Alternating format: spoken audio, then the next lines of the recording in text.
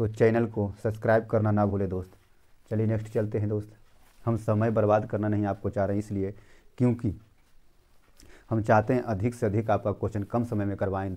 समय कम बच रहा है दोस्त, समय का वैल्यू समझिए, हम यही जानते हैं।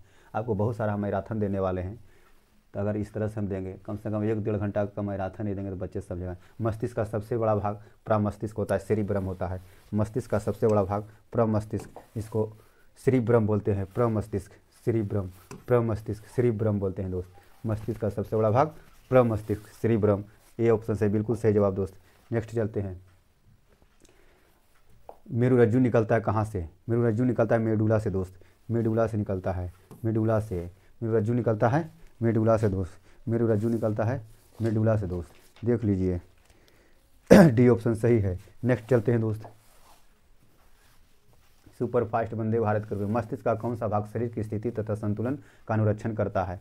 मस्तिष्क का कौन सा भाग शरीर की स्थिति तथा संतुलन का अनुरक्षण करता है? तो हो जाएगा अनुमस्तिष्क। क्या हो जाएगा? अनुमस्तिष्क। सी ऑप्शन हो जाएगा दोस्त, सी ऑप्शन सही जवाब हो जाएगा दोस्त, सी ऑप्शन सही जवाब हो जाएगा, सी ऑप्शन सही जवाब हो जाएगा, अनुमस्तिष्क, अनुमस्तिष्क। नेक्स्ट चलते हैं दोस्त। सी ऑप्शन, सी ऑप्शन दोस्त। न्यूरॉन में केंद्रक कहाँ उपस्थित होता है? न्यूरॉन में केंद्रक कहाँ उपस्थित होता है दोस्त? न्यूरॉन में केंद्रक कहाँ होता है? तो कोशिकाएं, किसमें? कोशिकाएं। ऑप्शन नंबर ए, जिसको हम लोग साइटोन भी बोलते हैं। ऑप्शन नंबर ए, साइटोन भी बोलते हैं दोस्त। ऑप्शन नंबर ए हो जाएगा, साइटोन जिसको हम लोग बोलते हैं। न्यूरॉन में केंद्रक कहाँ उपस्थित होता है? साइटोन में। नेक्स्ट चलते हैं दोस्त। ऑप्शन नंबर ए, कोशिकाएं या साइटोन एक ही को बोला जाता है। न्यूरॉन में केंद्रक, न्यूक्लियस जिसको बोलते हैं, न्यूरॉन में न्यूक्लियस कहाँ उपस्थित होता है? तो कोशिका या साइटोन में। नेक्स्ट चलते हैं दोस्त। वंदे भारत एक्सप्रेस में शरीर का तापक्रम कहाँ नियंत्रित होता है? शरीर का तापक्रम हाइपोथैलेमस में होता है। ताप को नियंत्रित कौन करता है? तो हाइपोथैलेमस करता है। क्या करता है? हाइपोथैलेमस। ये सबसे छोटी ग्रंथि है ना, देख रहे हैं। नेक्स्ट चलते हैं दोस्त। देखिए, निम्नलिखित में कौन सी अनैच्छिक क्रिया है? अनैच्छिक क्रिया बिना इच्छा के अनुसार, जो बिना इच्छा के, और यह ऐच्छिक क्रिया क्या होता है? जब मन हुआ छींक दिए, जब मन हुआ खोख दिए, जब मन हुआ हाथ मार दिए, पैर मार दिए, जब मन हुआ जीभ बाहर निकाल दिए, है ना, तो क्या हो गया? ऐच्छिक क्रिया। और अनैच्छिक क्रिया जिसका मन से नहीं करते, जैसे सांस लेना, हम रोकेंगे तो ऊपर चल जाएंगे, हम अपने रुक जाएंगे। जैसे सांस लेना अगर बंद कर देंगे तो हम सोचेंगे हम अपने बंद हो जाएंगे। अगर देखिएगा कि आंखों का पलक, आंखों का पलक क्या है? कितनों सोचेगा हम मटकी नहीं मारेंगे, नहीं मारेंगे, देखते देखते आपका पलक गिर ही जाएगा। तो क्या हो जाए? अनैच्छिक क्रिया है। आपको मान लीजिए खांसी भी ऐसा चीज़ है, तो छींक उक मतलब कि कभी कभी आ जाता है तो रोक नहीं पाते हैं, तो वो तो उतना नहीं होता है, लेकिन उसको में भी प्रॉब्लम आ रहा है। तो चलिए नेक्स्ट चलते हैं। हृदय का धड़कना कितनों रोकिएगा तो नहीं रुकेगा, है ना। तो अनैच्छिक क्रिया है। अनैच्छिक क्रिया नहीं पूछ रहा है, क्या पूछ रहा है? अनैच्छिक क्रिया कौन नहीं है, माने कि ऐच्छिक क्रिया इसमें कौन है? ऐच्छिक क्रिया कौन है? हृदय के धड़कना, हृदय के धड़कना अनैच्छिक क्रिया नहीं, बाकी सब अनैच्छिक क्रिया है। चबाना, लार आना, बमन, है ना। चलिए नेक्स्ट चलते हैं। डी ऑप्शन सही हो जाएगा दोस्त, डी ऑप्शन। दो न्यूरॉनों के मध्य खाली स्थान को क्या कहते हैं? दो न्यूरॉनों के मध्य खाली स्थान को सिनेप्स बोलते हैं दोस्त। बहुत सी इजी सवाल है। दो न्यूरॉन के मध्य खाली स्थान को, अभी सेंटअप एग्जाम हुआ था, इसमें एक क्वेश्चन दिया था, सिनेप्स। दो न्यूरॉन के मध्य खाली स्थान को क्या कहते हैं? या दो तंत्रिका के मध्य खाली स्थान को क्या कहते हैं? सिनेप्स कहते हैं। अगर तंत्रिका का जाए यहाँ ब्रिक दे दे, कुछ ब्रिक दे दे, ब्रिक, ब्रिक। दो ब्रिक के मध्य खाली स्थान को क्या कहते हैं? तो बता सकते हैं कोई? हैं, बताइए। दो न्यूरॉन के मध्य खाली स्थान को तो सिनेप्स बोलते हैं। अच्छा, ब्रिक के क्रियात्मक एवं रचनात्मक इकाई को क्या कहते थे? नेफ्रॉन बोलते हैं। चलिए नेक्स्ट चलते हैं। निम्नलिखित में कौन सा अंग संवेदग्राही नहीं है? संवेदीग्राही नहीं है। देखिए, संवेदीग्राही किसको कहते हैं? जैसे आँख, कान, नाक हो गया, आँख हो गया, नाक हो गया और कान हो गया, संवेदीग्राही है। पूछ रहा है कौन नहीं है संवेदीग्राही? तो दिमाग संवेदीग्राही नहीं है, बाकी सब संवेदीग्राही दोस्त, इसलिए ऑप्शन डी हो जाएगा। नेक्स्ट बढ़ते हैं super fast Vande Bharat level में। नेक्स्ट चलते हैं। तंत्रिका तंत्र की रचनात्मक एवं क्रियात्मक इकाई, अभी बोले आ गया दोस्त। तंत्रिका तंत्र की रचनात्मक एवं क्रियात्मक इकाई को क्या कहते हैं? हाँ, नेफ्रॉन हो जाएगा, बिल्कुल सही जवाब। Neuron, neuron. तंत्रिका तंत्र की रचनात्मक एवं क्रियात्मक को न्यूरॉन बोलते हैं। यहाँ तंत्रिका रहेगा, तंत्रिका रहेगा या न्यूरॉन। हाँ, तंत्र की रचनात्मक एवं क्रियात्मक इकाई को क्या बोलते हैं? न्यूरॉन। लेकिन अगर एजा रह जाएगा ब्रिक, ब्रिक की रचनात्मक एवं क्रियात्मक इकाई को कहते हैं, तो ये नेफ्रॉन हो जाएगा। क्या हो जाएगा? नेफ्रॉन हो जाएगा दोस्त। अगर जीरी चेंज कर देगा, तंत्रिका की जगह ब्रिक डाल देगा तो नेफ्रॉन हो जाएगा, लेकिन तंत्रिका रहेगा तो क्या हो जाएगा? न्यूरॉन हो जाएगा दोस्त। नेक्स्ट चलते हैं। न्यूरॉन वह हिस्सा है जहाँ जानकारी हासिल की जाती है, उसे क्या कहते हैं? न्यूरॉन वह हिस्सा है जहाँ जानकारी हासिल की जाती है, उसे क्या कहते हैं? देखिएगा दोस्त, हाँ डेंट्राइट ऑप्शन नंबर ए हो जाएगा। नेक्स्ट चलते हैं दोस्त, सुपर फास्ट एक्सप्रेस में। देखिए मानव शरीर की सबसे लंबी कोशिका क्या है? मानव शरीर की सबसे लंबी कोशिका क्या है? न्यूरॉन है। मानव शरीर की सबसे लंबी कोशिका न्यूरॉन है। और सबसे लंबी ग्रंथि पूछे तो यकृत है। अब सबसे लंबी तंत्रिका पूछे तो, सबसे लंबी कोशिका पूछे तो तंत्रिका कोशिका, जिसे हम लोग न्यूरॉन बोलते हैं। नेक्स्ट चलते हैं, ऑप्शन नंबर सी हो जाएगा दोस्त। मानव मस्तिष्क का औसतन भार कितना होता है? तो हम लोग पढ़े थे 1350 ग्राम। हम लोग 1350 ग्राम, तो 1350 ग्राम नहीं है दोस्त, 1350 ग्राम नहीं है, 1350 ग्राम नहीं है, तो 1.4 यानी 1 किलो 400 यानी 1400 ग्राम के लगभग में हो जाएगा। 1400 ग्राम के लगभग में हो जाएगा। नेक्स्ट चलते हैं,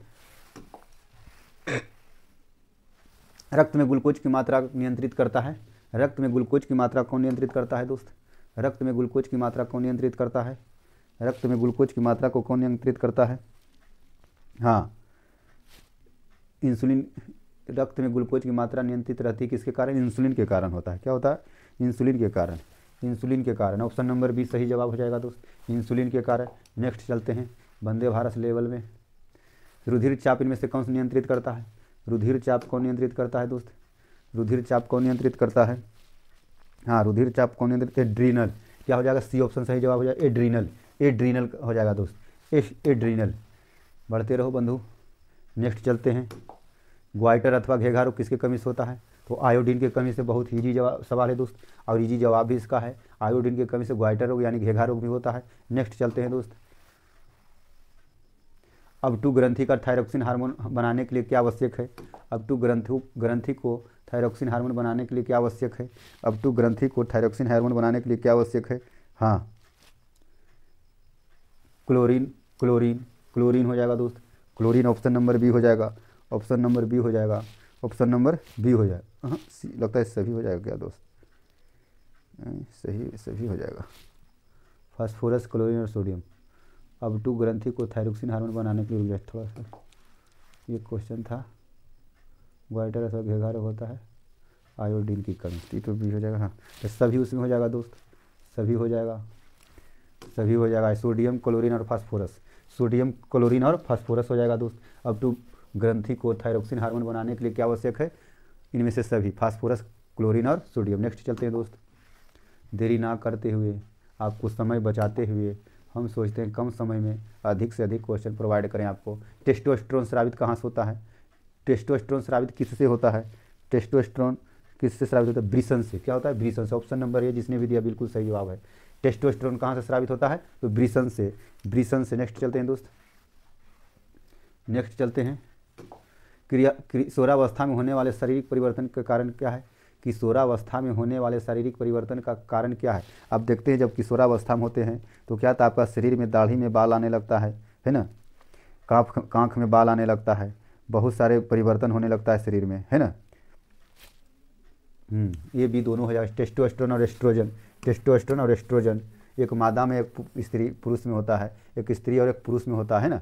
एक एस्ट्रोजन और एस्ट्रोजन एक पुरुष में एक मादा में होता है। चलिए, नर और मादा में होता है, नर और मादा, नर और मादा, नर और मादा, नर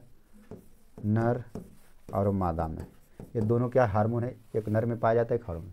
बहुत सारे किशोरावस्था में परिवर्तन आता है, जैसे शरीर का आकार बदलना, दाढ़ी मुछाना, कांख में बाल आना, घेघा फूटना, ये सब आवाज़ में परिवर्तन होना, क्या ये किशोरावस्था का लक्षण है। तो ये किसके कारण होता है? हार्मोन्स के कारण। किशोरावस्था में जो हार्मोन होता है एस्ट्रोजन और टेस्टोस्टेरोन, ये सब होता है एक स्त्री में एक पुरुष में होता है। नेक्स्ट चलते हैं दोस्त, बहुत भी क्वेश्चन था, इसको आना ही आना है। कौन अंतःस्रावी और बाह्यस्रावी ग्रंथि जैसा कार्य नहीं करता है? अंतःस्रावी और बाह्य ग्रंथि जैसा कार्य नहीं करता है पूछ रहा है। हाँ, अंडाशय नहीं करता है। अंडाशय तो अलग इसका फंक्शन है, सी ऑप्शन पूछ रहा है। नहीं दोस्त, देखिए नहीं का यहाँ देखना, ये सब ध्यान देना नहीं पर। आप एलिमिनेशन मेथड से कीजिएगा। हम आपको मेथड बता देते हैं, एलिमिनेशन मेथड। एलिमिनेशन मेथड क्या होता है, आपको अगर सही ऑप्शन नहीं लग रहा है कि हमको समझ में आ रहा है कौन सही होगा 4 ऑप्शन में, तो आप एक एलिमिनेशन मेथड लगाए क्या कि आप गलत को छाटिए। अगर 3 गलत छाट देते तो एक तो ऑटोमेटिक सही हो जाएगा। तो क्या देखिए यहाँ गलत हम एलिमिनेशन मेथड से इसको किए। देखिए क्या किए, अग्न्याशय से क्या होता है, अग्न्याशय ग्रंथि है, पीयूष भी ग्रंथि है, वृषण भी एक तरह से क्या होता है, अंतःस्रावी और बाह्य ग्रंथि भी जैसा कार्य नहीं करता है, ये तो करता है वृषण, है ना।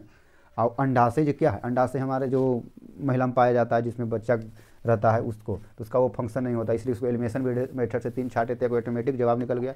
नेक्स्ट चलते हैं, निम्न में कौन ग्रंथि हार्मोन तथा एंजाइम दोनों स्रावित करता है। ऐसा कौन सा ग्रंथि है जो हार्मोन भी एंजाइम दोनों स्रावित करता है, हार्मोन और एंजाइम दोनों स्रावित करता है दोस्त, कौन सा ग्रंथि है। हाँ तो अग्न्याशय ग्रंथि, सी ऑप्शन सही जवाब है दोस्त, अग्न्याशय। निम्न में कौन सा ग्रंथि हार्मोन तथा एंजाइम दोनों स्रावित करता है, तो अग्न्याशय। अग्न्याशय जिसने भी जवाब दिया बिल्कुल सही जवाब है दोस्त। नेक्स्ट चलते हैं, निम्न में कौन पिट्यूटरी ग्रंथि से निकलने वाला हार्मोन है, पिट्यूटरी से निकलने वाला हार्मोन है। निम्न में कौन सा पिट्यूटरी से निकलने वाला हार्मोन है। हाँ,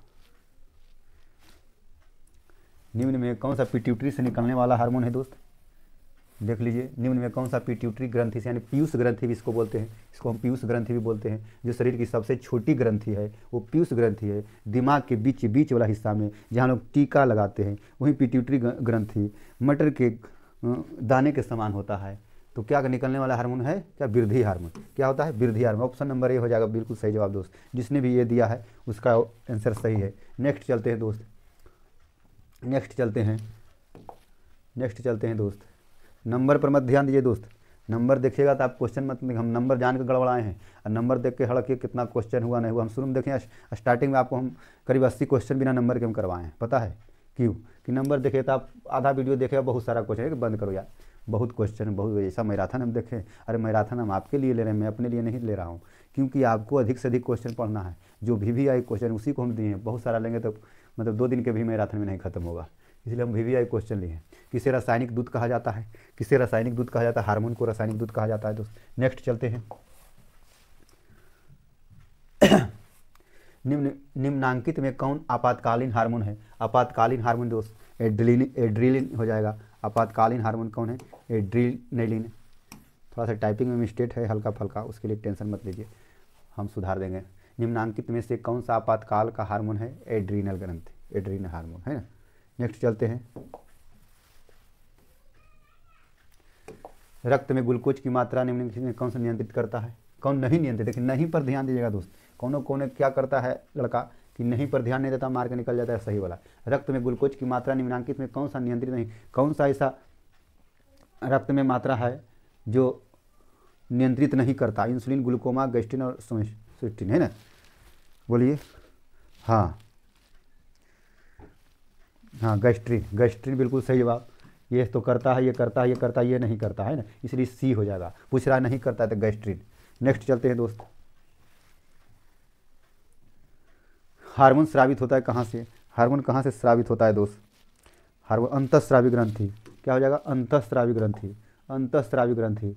बस लक्ष्य दूर नहीं दोस्त, पहुँचने वाले हैं हम लोग, बस कुछ मिनट इंतजार कीजिए, कुछ क्षण इंतजार कीजिए। अंतःस्रावी ग्रंथि, ये जिसने भी दिया जवाब बिल्कुल सही। हार्मोन स्रावित करता है अंतःस्रावी ग्रंथि से, अंतःस्रावी ग्रंथि से। नेक्स्ट चलते हैं दोस्त, एंड्रोजन, एंड्रोजन, एंड्रोजन क्या है दोस्त, एंड्रोजन। हाँ, एंड्रोजन नर हार्मोन है। आपको बताए थे भी कि एंड्रोजन एक टेस्टोस्टेरोन था जो पुरुष वाला हार्मोन था, और एक एंड्रोजन था जो नर हार्मोन था। हम बताए थे ना, जिसमें किशोरावस्था में जो शरीर में परिवर्तन आता है, आकार में परिवर्तन आता है, बहुत सारा ऐसा परिवर्तन होता है। महिलाओं में ज़्यादा आकार में परिवर्तन आता है, पुरुषों में देखिएगा दाढ़ी, मूंछ और बाल उल जैसा बहुत सारा निकलता है। अब महिलाओं में क्या होता है, शरीर का परिवर्तन होता है, बहुत सारा आकार बदल जाता है, वो किशोरावस्था के कारण होता है ना। तो ये सब क्या है, नर हार्मोन एंड्रोजन के कारण होता है। नेक्स्ट चलते हैं दोस्त,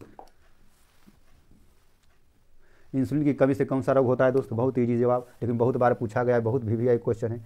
इंसुलिन की कमी से आपको पहले बताया था मधुमेह रोग होता है, मधुमेह रोग इसको ये आयोडीन की कमी से होता है ना। नेक्स्ट चलते हैं दोस्त, जड़ का अधोगामी वृद्धि जड़ वहाँ लिखाना चाहिए, जड़ यहाँ दे देते, जड़ लिख दिया है, जड़ है ना। जड़ का अधोगामी वृद्धि, जड़ का अधोगामी वृद्धि, हाँ जड़ को अधोगामी वृद्धि। चलो कि थोड़ा सा ये क्वेश्चन था क्या, में सी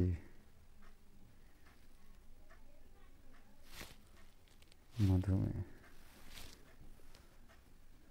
हाँ गुरुत्वानुवर्तन हो जाएगा दोस्त, गुरुत्वानुवर्तन। इसका जड़ का अधोगामी वृद्धि किस में होता है, किसके कारण होता है, गुरुत्वानुवर्तन।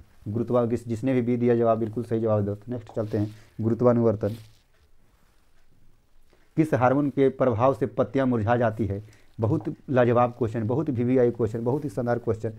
किस हार्मोन के प्रभाव से पत्तियां मुरझा जाती है, किस हार्मोन के कारण से पत्तियां मुरझा जाती थी। एब्सिसिक अम्ल, एब्सिसिक एसिड, एब्सिसिक अम्ल रहे, एब्सिसिक एसिड रहे, बात एक ही है। इसको क्या होता है, पत्तियां मुरझा जाती, किसके प्रभाव से, एब्सिसिक एसिड के प्रभाव से पत्तियां मुरझा जाती। नेक्स्ट चलते हैं दोस्त, डी ऑप्शन सही जवाब, एब्सिसिक एसिड। 30 नंबर 130 में बस कुछ क्षण याद मात्र याद खड़े रहिए या सोए रहिए या बैठे रहिए, लेकिन उसको देखिए 10-5 मिनट और। निम्नांकित में कौन सा पादप हार्मोन नहीं है, कौन सा पादप हार्मोन नहीं है।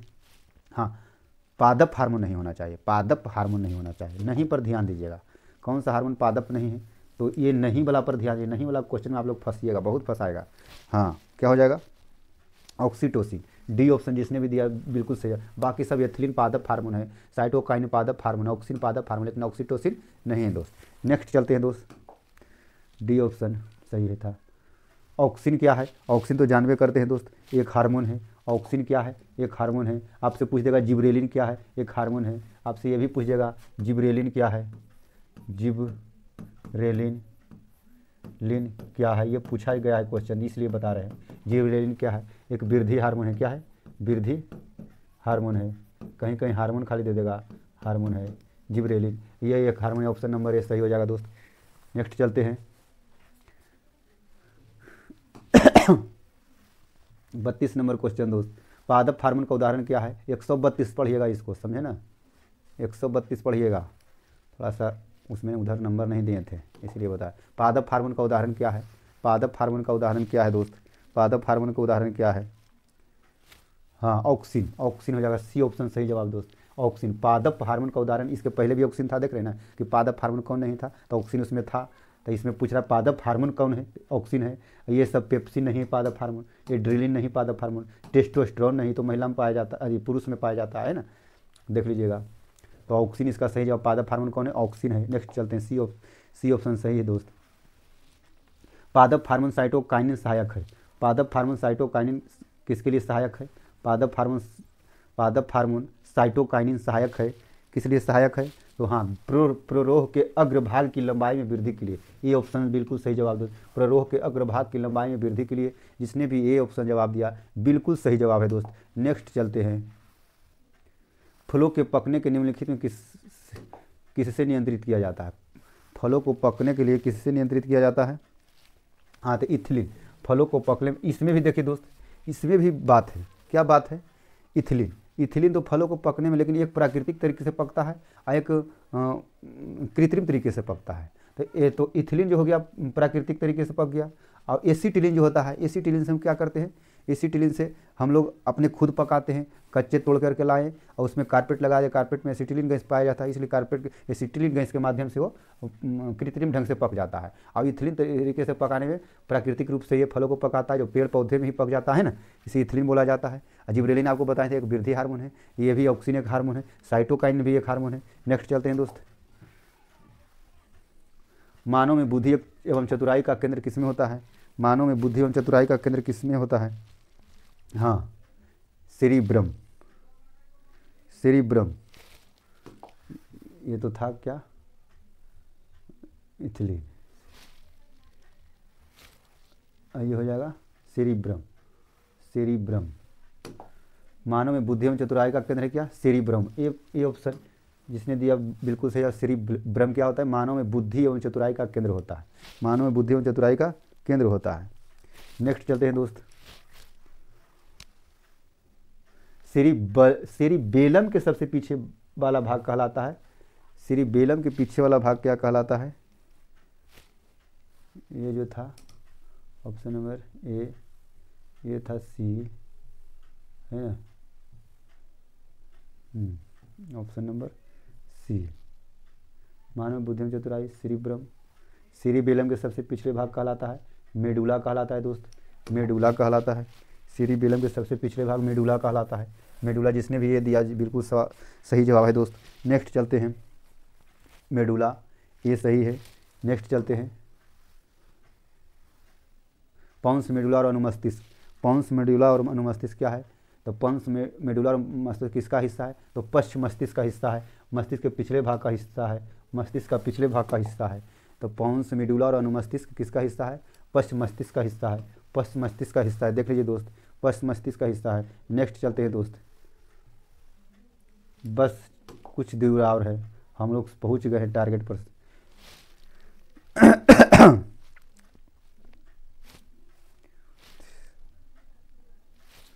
हाँ, थायराइड ग्रंथि उपस्थित रहता है किसमें?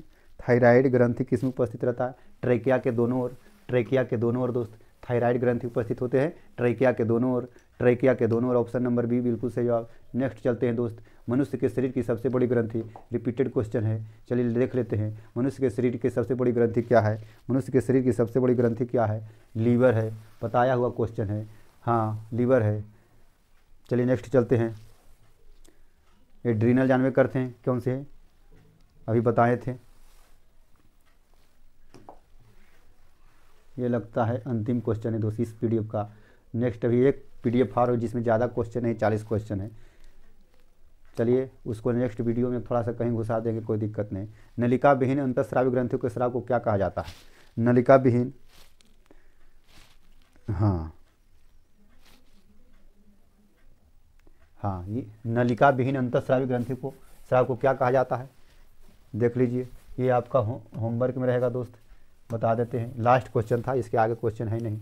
ये HW में रहेगा, HW में आपके लिए है। नलिका विहीन अंतःस्रावी ग्रंथियों के स्राव को क्या कहते हैं? आप कमेंट बॉक्स में इसका जवाब दीजिएगा। जिसका यही सवाल, जितना डिटेल्स में इसके बारे में जवाब दीजिएगा वो सुपर चैट माना जाएगा। सुपर चैट के माध्यम से आपको एक गिफ्ट दिया जाएगा। चलिए, और आप बने रहिए मगहिया मास्टर चैनल पर, एक से एक मैराथन लेकर के आएंगे। एक मैराथन हो चुका है दोस्त, 10 मैराथन होना है, 9 मैराथन बाकी है। अभी फिजिक्स केमिस्ट्री का होगा, उसके बाद हिस्ट्री का होगा, ज्योग्राफी का होगा, इकोनॉमिक्स का होगा, पॉलिटिकल साइंस का होगा, हिंदी का होगा, संस्कृत का होगा, मैथ का होगा। जोड़ लीजिए, साइंस में 3, SST में 4, 7 हो गया।